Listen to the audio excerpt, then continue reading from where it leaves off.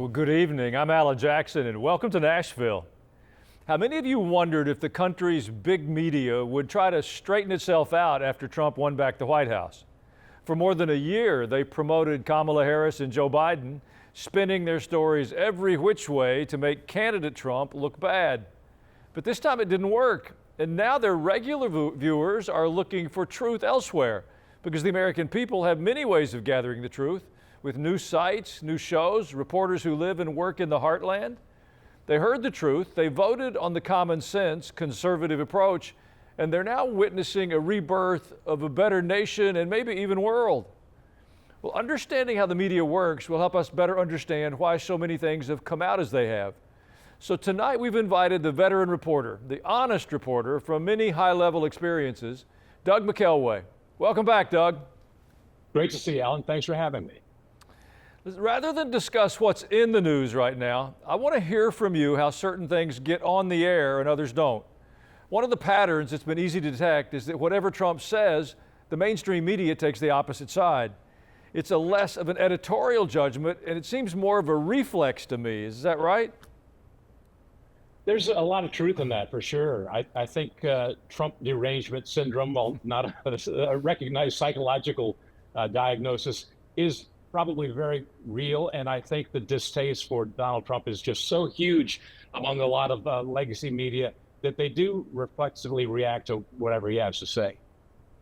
You know, so many of the stories end up being really inaccurate. The reports on USAID are a pretty good example. Elon Musk and his crew have found some of the most outlandish spending of taxpayer money, something no reporter ever published, but instead of doing stories on what's been uncovered, they only report on the few cases where certain groups are not going to get American aid anymore and how crippling that will be to them. It seems like a really significant imbalance. Am I hearing it correctly? I think you're hearing it precisely. Yeah, you're exactly right. And it's just an amazing thing to watch unfold before our very eyes, because there have been great examples in years past under both Republican and Democratic administrations about how we have to cut waste from the federal government. And there have been actual documentations of the amount of waste. As recently as just a couple of years ago in the Biden administration, there was all kinds of documentation of tremendous waste, fraud, and abuse in the federal government and various agencies. But generally speaking, once it's identified, nothing is done about it. This is the first time in my awareness, well, I shouldn't say the first time, but one of the first times in my awareness where an administration has actually embarked upon reducing waste, fraud, and abuse in government. And people generally don't like it because it's a Republican administration. Let me remind you that the Bill Clinton administration cut 400,000 jobs from the federal government. It was Al Gore, the vice president of the United States, was put in charge of that. I remember very distinctly because language is a pet peeve of mine and I hate bureaucracies, that he developed a task force, Al Gore did, to try to simplify the language in the Federal Register and across all of the agencies. That didn't work. It's still as obtuse as it ever was. But they did manage to cut some 400,000 jobs from the federal government during the Clinton administration, all 8 years of the Clinton administration, when you look at it combined. And nobody complained about it back then, at least certainly not to the extent that they're complaining about it right now. You know, one of the more troubling examples of this dishonest reporting happened during Joe Biden's 4 years in the White House. Surely if they'd tried, Bob Woodward or Jake Tapper could have reported on Biden's condition, but they didn't. And I wonder if they truly didn't know or if they simply shared the mindset of the MSNBC morning host. Do you remember this? It was about a year ago. This version of Biden, intellectually, analytically, is the best Biden ever. Not a close second. And I've known him for years. There's just no comparison between Joe Biden and Donald Trump. Historians will look back and they will say, why was this race close in February and early March? Because it makes no sense. You know, the only person who said anything about Biden was the judge who looked into the classified documents in his garage, the judge who interviewed him in person. He wrote that Biden was a sympathetic, well-meaning, elderly man with a poor memory. Now, that's as close as we all got, and the media just shrugged it off. That's How right. could that be? That was Robert Hur, who was a special prosecutor, and his reason for not charging Joe Biden with crimes was that he was a well-meaning old man, and it was very, very telling indeed. But it was an outlier compared to what we heard from the mainstream media and the legacy media in this country. And I mean, we're getting it really into the heart of why this exists, how it came to be the way it is. And it goes back a long time. And, now that I'm retired, I can speak pretty freely about this kind of stuff because I saw many of the origins of this in my early years in television news, especially as an anchor and a reporter in Washington, D.C. at some of the local TV affiliates in Washington, D.C., specifically the NBC affiliate and the ABC affiliate. And if you'll indulge me here, I want to give you an anecdote about how this works. This is the most benign reference I can give to the bias that exists in mainstream media. And a lot of it has to do not with some grand conspiracy, but with simply a like-mindedness, what sociologists call self-selection. Like-minded people prefer gatherings of their own sort. For example, I'm a banjo player. I love bluegrass music. I go to bluegrass festivals. I know when I enter the gates of a bluegrass festival and pay my $80 for the 3-day festival, that I'm going to be surrounded with people who love the sound of banjo. When I go outside those gates, not so much.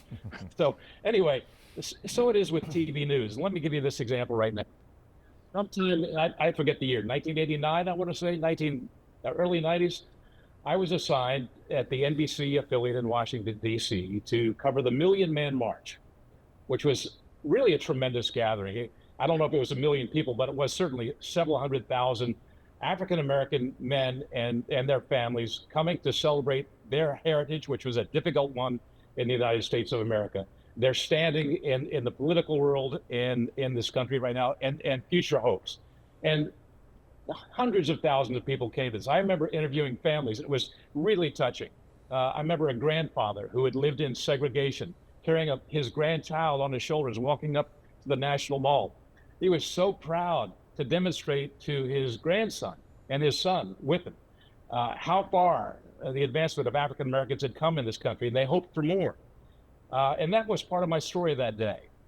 As the main reporter covering the march, I was assigned also to do a wrap-up piece for the evening newscast. And so I had to wait for the speech. The center point of the gathering that day was the speech by the rally's organizer, the Minister Louis Farrakhan, who you may know has got a very controversial past. And it was a real problem for the Million Man March because he had a history of anti-Semitism and sort of white hatred that rubbed a lot of people the wrong way.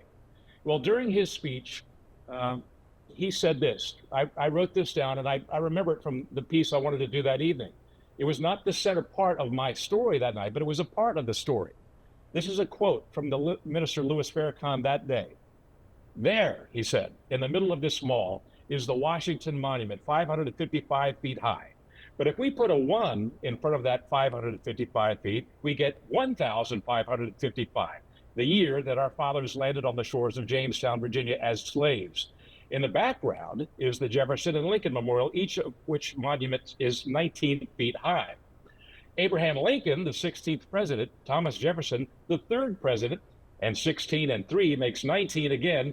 What is so deep about this number 19? Why are we standing on the Capitol steps today? That number 19, when you have a 9, you have a womb that is pregnant. And when you have one that is standing by the 9, it means that there's something secret that has to be unfolded." That's a direct quote from the Minister Louis Farrakhan from the Million Man March that I was covering. I included that quote in my story that evening. My managing editor came into the edit booth and said, "Take that out." And I said, "Why?" He said it. It's a quote. Here, look, here's the soundbite. I said, "No." I said, "This is kind of crackpot stuff that he said here." And they said, "We know it, but we don't want it in our story." Now imagine if Donald Trump had said that at a rally. Mm-hmm. It would be front and center on the CBS Evening News, the ABC Evening News, the NBC Evening News, all the cables, with the exception of Fox News. But it illustrates my point that they did not want to air that particular soundbite because it was a sensitive topic in a city, which was African American majority city. Their viewership was a large percentage of African Americans. They did not want to offend their audience. That is a fundamental reality of a lot of the television news programming these days. They want their revenue. They want their ratings to stay high. They don't want to, offend their audience in any way, shape, or form. The same applies to criticism on local newscasts of certain brands of cars or their reliability ratings. Why? Because car advertisers are the glue that holds the local TV newscasts together. So they don't want to offend that audience. So that's a benign explanation for a lot of the bias we see. There are more offensive, I should say, reasons for this kind of bias that I think we're beginning to see right now. Certainly one of them is Trump derangement syndrome and just the reflexive dislike of Donald Trump that we've seen. There was a great example of that this past weekend on CBS News' Face the Nation, where the host Margaret Brennan had as a guest Marco Rubio, the Secretary of State. And she said to him, you know that one of the reasons, I'm paraphrasing here, but she said, you know that one of the reasons for the rise of Nazi Germany and ultimately the Holocaust was the granting of free speech in Nazi Germany. Well, thankfully, Marco Rubio kept his cool and fought back against that, said, no, that's the polar opposite of what happened. The Nazis denied Germans the right to free speech. That's true. So the idea that she would even suggest that, unless she wildly misspoke somehow because of some technical error, which I doubt, but the reason that she said that very thing is deeply disturbing and is reflective of a kind of mindset that has lost touch with reality, I think, in many respects. Well, this is an extremely helpful conversation. It's the insider's guide to watching American media. We'll have more with Doug McKelway in just a moment. Please stay with us, and if you're inspired, you can send an email to comments@alanjacksonnow.com.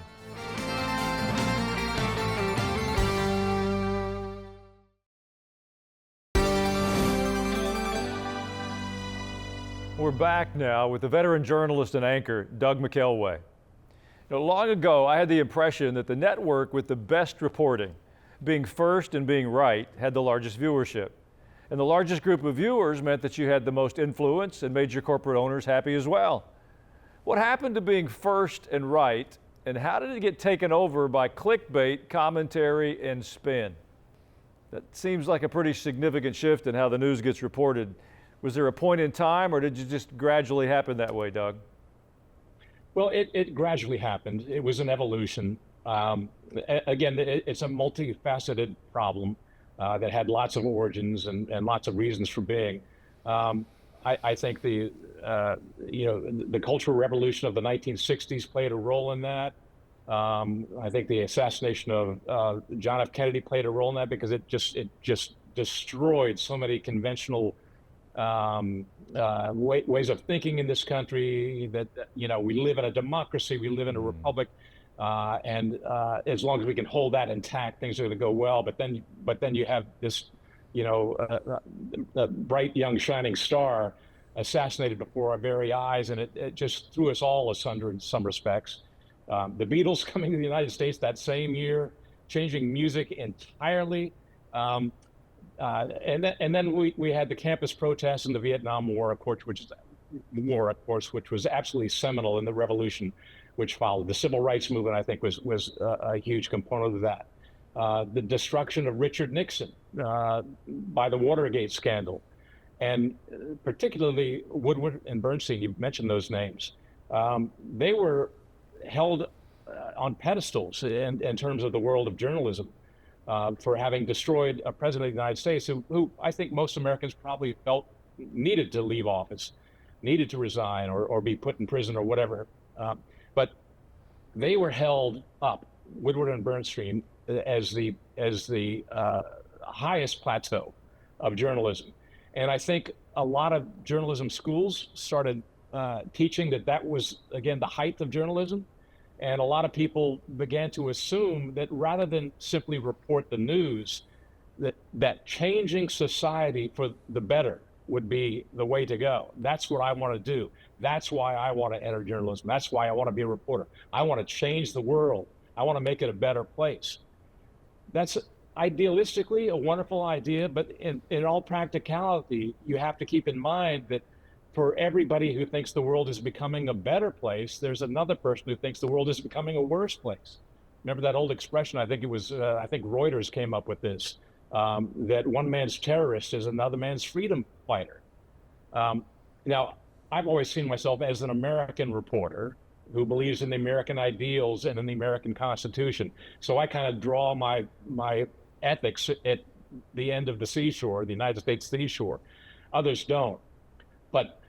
But be that as it may, I think that ideal wanting to change the world became a mantra for a lot of young reporters. Idealistic reporters became a mantra in the journalism schools where young reporters were taught, and it was not necessarily a good thing, and it's led to these divisions. There were other factors, certainly. The creation of Fox News was another really seminal moment because people saw this leftward drift of journalism. Well, Doug McKelway, thank you for the insider's view. If we get enough new questions on emails, we'll get you back here to help answer them. In the meantime, enjoy Florida. Okay, will do. When we come back, some additional thoughts of my own. It's possible to navigate our way through this to find a positive solution. I'll be right back.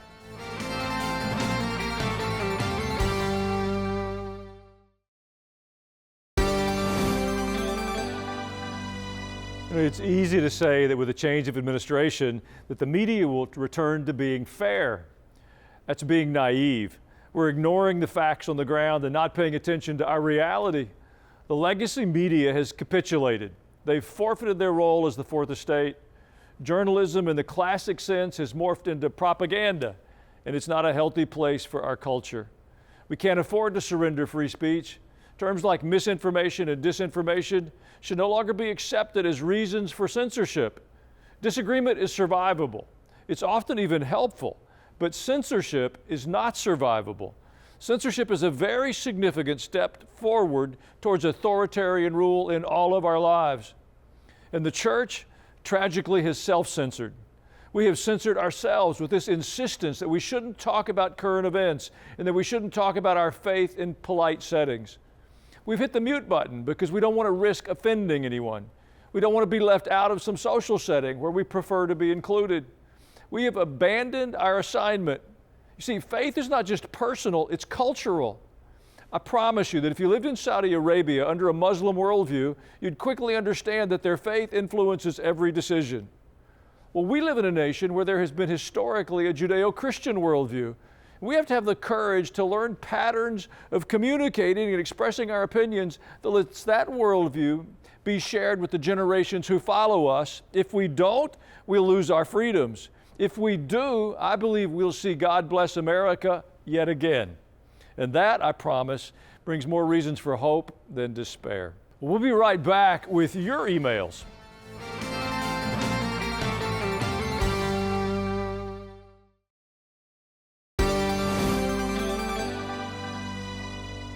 Thank you for taking the time to send us your thoughts.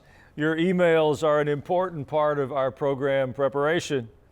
Dawn D. emailed, why don't those in Congress who are screaming about DOGE give up their paychecks if they're really serious about addressing the nation's debt? So it's not just a show. Call them out. Well, you know, Dawn, it's not their paychecks that I think is the real problem. I think what makes me curious is how so many of those people move to Washington and that's their primary job, and they become very, very wealthy, multimillionaires. That didn't come from those paychecks. Something else is going on, and I hope DOGE makes that public for all of us to know. And then Christine wrote, I appreciate your show. I'm reading through the Bible reading plan for the first time ever, and it is terrific.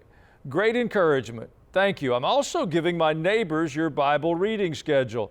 Christine, I appreciate your willingness to participate. That little bit of discipline in reading through your Bible daily, through the Bible in a year, will do more to change your faith than any single thing I know. And in a season of turmoil, confusion, and outright deception, that daily injection of truth changes everything. Well, I want to thank you for taking the time to watch our program. If you missed the live broadcast, you can go to YouTube and catch it. It's posted every evening. You can see it at your leisure. If you haven't yet, take a moment to send your emails to comments@alanjacksonnow.com. Your feedback and questions, they do a lot to shape this show. Well, I'm Alan Jackson, and you have a wonderful evening.